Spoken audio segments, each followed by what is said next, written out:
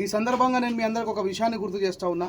మరొకవేళ ఇట్లాగానే దుబాయ్లో, సౌదీలో, ఖతర్లో, మస్కట్లో ఉన్నటువంటి మన హిందువులని అక్కడ ఉన్నటువంటి ముస్లింలు ఎలగొడితే కాశ్మీర్ నుంచి కన్యాకుమారి దాకా ఉన్నటువంటి హిందువులు దగ్గర కొన్ని కోట్ల మంది ఆ ఇస్లాం దేశంలో ఆశ్రయాన్ని పొంది అక్కడ చదువుకుంటూ వ్యాపారాలు చేస్తున్నటువంటి వ్యక్తులు ఉన్నారు.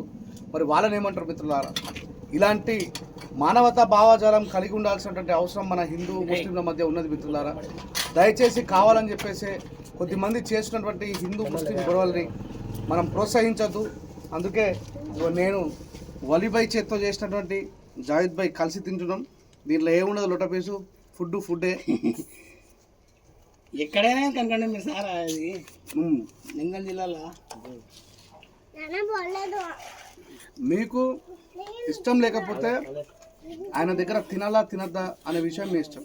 ఈరోజు లక్షలాది రూపాయల వ్యాపారాన్ని వాళ్ళు కోల్పోయి ఈరోజు శ్రీశైలం మల్లన్న జాతరకు కూడా పోలేనటువంటి పరిస్థితుల్లో ఇంటి దగ్గరనే కూర్చున్నారు. వీలైతే మన వల్ల నలుగురికి మంచి జరిగేటట్టు చూడాలి, కానీ ఇట్లా ఇంకొక పేదవాడి కట్టులో మన్ను కొట్టే ప్రయత్నం చేయొద్దని చెప్పి తెలియజేస్తా ఉన్నా. మరి ఇప్పుడు కాలేజీ సీనన్న కూడా రాబోతున్నాడట. నెక్స్ట్ అప్డేట్లలో కూడా అది చేస్తూ ఉంటాం. దయచేసి మనం ముందు మనుషులం, మతాలు తర్వాత, కులాలు తర్వాత మనం ఫస్ట్ భారతీయులమైనటువంటి విషయాన్ని గుర్తుపెట్టుకోవాలని చెప్పి తెలియజేస్తున్నా.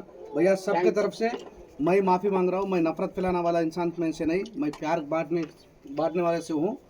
हम सारे के सारे इस्लाम बोलते हैं, आदम सल्लल्लाहु अलैहि वसल्लम की औलाद है. ये बात याद रखो, सारे मुसलमान हो या हिंदू, इतना तो भी दिमाग रखो. Thank you very much.